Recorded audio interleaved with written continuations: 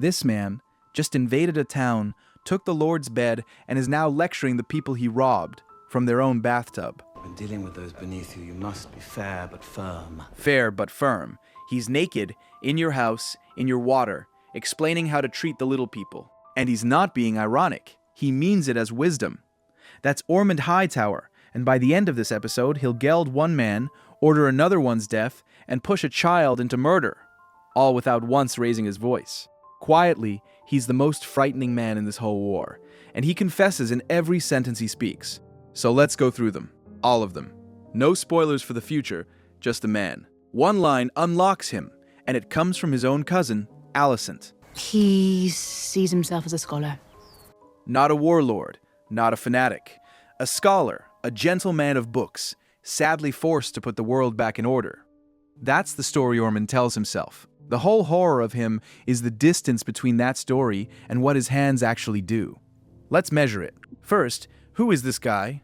Ormund isn't some minor knight. He's Lord of Old Town, head of House Hightower, the richest and one of the oldest families in the south.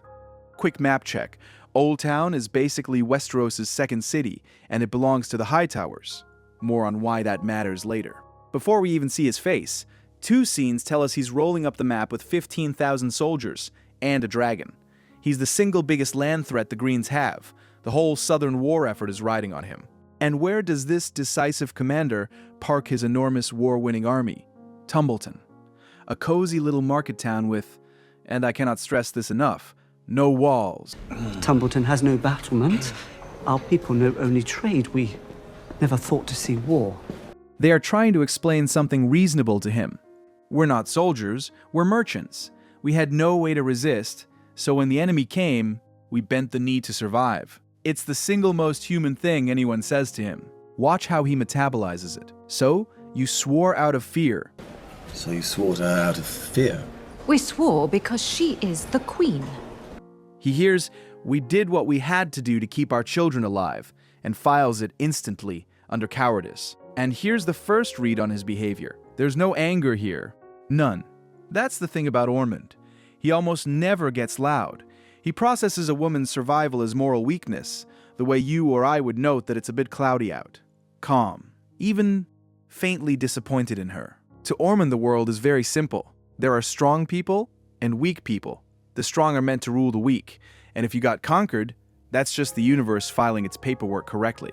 And notice who keeps standing up to him. Lady Footley, a merchant, a woman, in her own occupied hall. The show hands the spine to everyone in the room except the Great Lord. And that's not an accident. That's the show quietly telling you where it stands. Let's stay on the scholar thing, because his cousin Alicent gives us the whole psychological blueprint, and it's a scene most people skip right past. In the garden, Rhaenyra basically asks her, "You're a Hightower. Tell me about this Ormund guy. What's his deal?" He studies the histories, he collects tapestries, writes ballads, despises the ignorant and uncouth. And Alicent, who grew up around him, paints a very specific portrait. Do you see him now? He collects tapestries, he writes ballads, he studies history, he is in his own estimation the most cultured man in Westeros, and he despises the ignorant and the uncouth. That last bit is the tell, right? Every word of that is the same guy from the bathtub.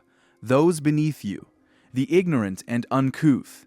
This is a man whose entire self-image is built on being better than other people, more learned, more refined, more godly, and who has dressed up plain old contempt in a scholar's robe so he never has to see it as contempt. He's not a brute, you understand. He's simply surrounded by them. And then Alicent drops the quiet grenade. When we were young, Gwaine thought him cruel, but Gwaine thought that of many. Quick note on who Gawain is, because it matters. Gawain Hightower, is Alicent's own brother, which makes him another of Ormund's cousins. So this isn't some enemy talking trash. This is family. Even as a boy, even inside his own house, one of his own cousins looked at young Ormund and clocked it. This one's cruel. Alicent softens it right away. But Gawain thought that of many, the way you do when you're half defending a relative at a dinner party. But it's out there now. The cruelty isn't something the war created, it's the factory setting. The scholarship, the ballads, the tapestries, that's just the packaging that grew up around it. So hold that portrait, cultured, cold, self-appointed superior, cruel since childhood, because we're about to watch it operate. Now, Tumbleton, the courtyard. This is the scene everyone clips to argue that Ormund is actually kind of fair. It is a trap, and I want to walk you into it slowly, because it's the best-built moment he has. One of his own soldiers, a Hightower man, attacked a woman, tried to rape her sister, and broke another woman's arm when she got in the way. It comes before Ormund as a dispute, and Ormund does the thing that looks genuinely like justice. He names the crime, out loud, in front of everyone. Your punishment will fit your crime. You will be gelded. And you will have your own arm broken. Gelded, arm broken. And he invokes guest right, which, if you're not steeped in Westeros lore, is the oldest hospitality law they have. Once a guest has eaten under your roof, host and guest are sacredly forbidden to harm each other. It's the big one.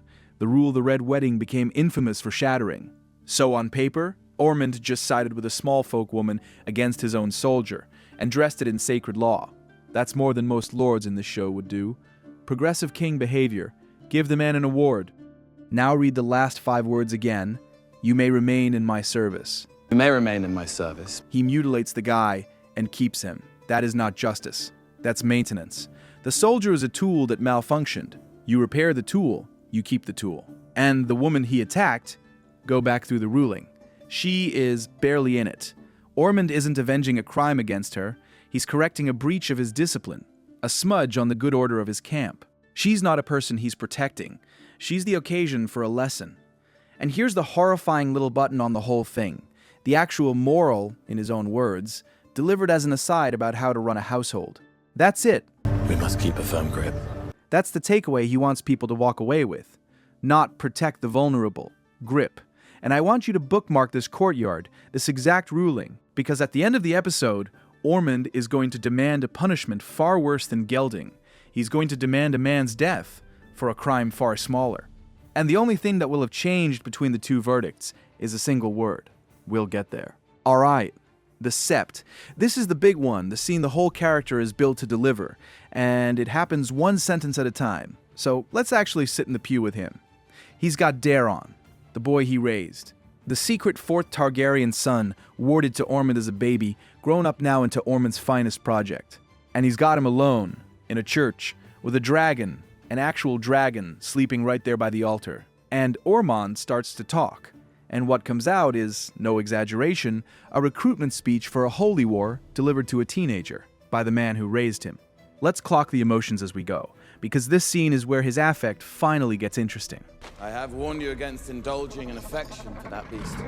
That beast, the dragon. He has raised a Targaryen child to feel a little sick about dragons, the single thing that makes the kid's bloodline what it is. And notice the tone. It's not a rebuke, it's disappointment. Gentle, chiding fatherly disappointment, which, remember, Alicent told us he's fatherly, I'm told, with Daeron. That warmth is real, and it is the most dangerous thing about him, because he uses it as a delivery system. Then it widens out. The brutes. The brutes raise a woman to the Iron Throne. A desecration. Where is reason? Where is propriety? He means the Targaryens, all of them, the family he is, on paper, fighting for. And this, right here, is the one place in the whole show where Ormund's calm actually cracks. This is the closest he comes to heat, not when Lady Footly defied him, not at the trial. Here, at the idea of a woman on the throne, a desecration. That's not a political word, it's a religious one. You desecrate an altar, not a chair. To Ormund, a Targaryen queen isn't a bad ruler, she's a sin against the gods themselves. And stack the sexism right on top. Where is reason? Where is propriety? Everybody from the naked man in the stolen bathtub. The one emotion Ormund can't fully control isn't rage or lust or fear. It's holy disgust. That's what he runs on. It was a blessing that you came to Warden Old Town. Your brothers are lost, but you remain a Hightower. Now the pitch. And listen to how casually he writes off Aegon and Aemond, the actual kings of his own side. Lost. Not dead. Lost. He's not talking about their bodies. He means there's nothing left in there worth saving. Too Targaryen. And the weird part is, Darren has the exact same blood, but Darren they got early, raised right. In Old Town, under the Citadel, that's the university. In the light of the starry sept, that's the church. So what he's actually telling this kid, in a soft, kind, almost apologetic voice, Brothers, you will restore our ancient order. Victory will be ours. It is the will of the gods. is, you're not really one of them. You're one of us. We built you. You're the clean one. And here's the beat I didn't expect. Darren pushes back. He hears where this is going and says it straight out. For me to turn cloak against my brothers. The kid is 16, his dragon is 20 feet away, and he still calls the thing by its name. Now watch Ormund, because this tiny moment is the whole guy. He doesn't argue. He doesn't say, no, that's not what I meant. He just ignores the word and keeps going. The kid calls it treason. Ormund hears it and files it under the will of the gods. Because for him, this stopped being a war for a king a while ago. What he's describing is basically a cleanup job. Get the wrong blood off the throne, put the right blood on it, his blood. He laid hands on a Hightower. That soldier is an extension of you, of the crown. And label the whole thing what the gods always wanted. If that gives you the creeps, good, it should. A polite, well-rested man calmly explaining that erasing a family from the throne is actually a blessing. That's scarier than anything with fangs in this show. Here's the payoff to that courtyard I told you to bookmark, because there's a second prisoner in Tumbleton, and this one doesn't get the ceremony. Remember the gelded soldier where he'd been living? Billeted at the smithy. And the smith is the man who put hands on him. That's the whole crime. When Ormund's soldier went after a woman, the blacksmith hit him and made him stop. So, run the ledger. The rapist got gelded, patched up, and kept on the payroll. You may remain in my service, remember. The smith who stopped him went into a cell. And here's the detail that tells you everything about Darren. The kid assumed it was over. When the prisoner is brought out, his first words are, I thought you let him go. I thought. Is not mercy a kingly virtue? That sounds like something your father would say. Because in Darren's head, of course you let him go. The man defended a woman, the criminal has been punished. That's what justice looks like when you're 16 and still running on the factory-installed conscience. He didn't free anyone, he just believed the adults had already done the decent thing. They had not. Ormund's answer is, of course, a lecture. A righteous king must be seen to uphold the virtues. I have risked much and more to raise you up. Honor, wisdom, justice. Lovely words. Now follow the word justice through that sentence and watch where it lands. On the neck of the guy who stopped a rape. And Darren argues, out loud, he only acted when our man attacked a woman. Which is just true.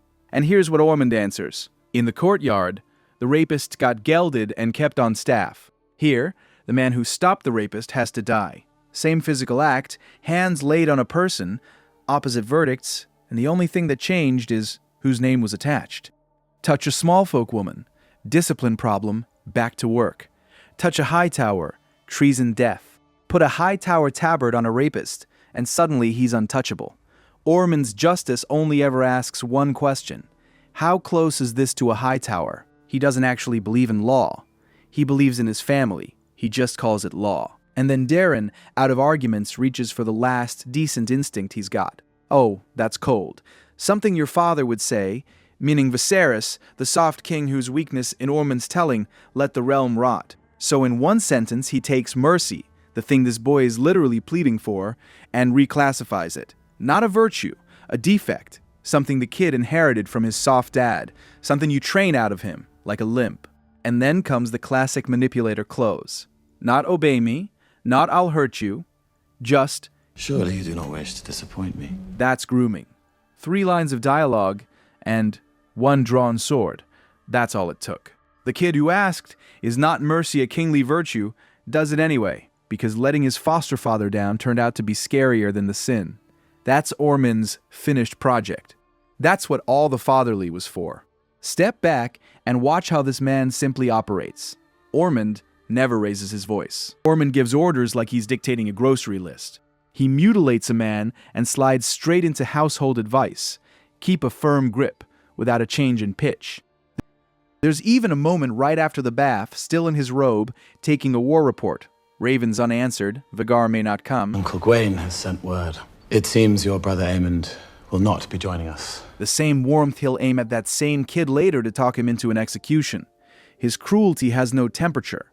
Rage you can see coming, rage burns itself out. Ormund's cruelty is climate-controlled. It's policy. Because in his own mind, he isn't doing evil. He's doing gardening, pruning the wrong blood, raising the right boy, restoring the ancient order the gods clearly intended. A man who feels like a saint from the inside while leaving mutilated bodies behind him. That's the scariest thing the show has. And it handed it to a guy in a bathtub. And Ormund didn't invent any of this. His uncle is Otto Hightower, the Old Hand, the man who slid his own teenage daughter into the bed of a grieving king, so a Hightower grandson would one day sit the throne. That's the Hightower move. Stripped to the bone. You don't seize power, that's for brutes. You grow it. You place your blood next to power and raise the next king to believe that whatever your family wants, the gods want too. Otto did it with a marriage. Ormund's doing it with a foster son. Same play, one generation down. And when he says he raised Daron in the light of the starry sept, that's not poetry. Old Town is the Hightower's city, the starry sept is the faith's oldest seat, and the show spells it out. The Hightowers endowed the building of it. The faith, the citadel, the tower, the three institutions that run the south of this continent, and all three of them, functionally, are us. The will of the gods stops being a metaphor when your family owns the gods' front door. In truth, I'm glad I waged that battle, seeing now what came of our other sons. Perhaps sending Darren away was my truest act of motherhood. Now, here's the part that turns this from a villain breakdown into an actual tragedy. And it's all in that garden scene with Alicent. Read that again, because it's brutal. Alicent watched what being a Targaryen does to her children. Aegon, Aemond, Helena, wrecked. Every one. So with her last child, she made a choice. This one will be a Hightower. She sent him away, on purpose, to the one place she thought was clean, to save him. And she calls it her truest act of motherhood. And she means it. That's real love. She was trying to save him. And she handed that child to Ormund. The one clean thing she thought she did as a mother, placed directly into the hands of the coldest true believer in her family. Ormund took a boy whose first instinct is mercy, and drilled him, lesson by lesson, into a boy who'll put a sword through an innocent man rather than disappoint his foster father. Alicent tried to save this one kid from the dragon crazy, and Ormund raised him into the god crazy instead. Same ruined kid, different cult. That's what Ormund does. He takes people's best intentions, a merchant's survival, a mother's love, a boy's mercy, and uses every single one of them. Okay, here's the part that genuinely messes with my head. Everything I just described, the zealot, the groomer, the saint-shaped monster, go open fire and blood, look up Ormund Hightower, and there is almost nothing there. Not exaggerating, Book Ormund barely has a personality. A competent, loyal commander who marches the Hightower host for Aegon II and dies, pretty quickly, at the first Battle of Tumbleton, cut down by a wild Northman named Roderick Dustin, Roddy the Ruin, who basically chewed through an army to get to him. That's basically the whole role. A name that marches an army to a town and dies there. And look what happens the second he dies, because it tells you what he actually was to this war. The army just falls apart. Into the squabbling knights the book nicknames the Caltrops. Into the two betrayers, Hugh and Ulf, who switched sides and sacked the very town they were supposed to be holding. He was the lid. Pop the one competent adult off the top and the whole coalition rots in a week. That's a real role, but it's a structural one. Who he is, in the text, is one line. The Hightowers believe they are superior to other men, and they see the Targaryens as a savage race who stole what should have been theirs. A footnote about family pride. The show read that footnote and grew this. And honestly, I think that's adaptation at its absolute best. They didn't contradict the book. They excavated it. The seed was sitting right there.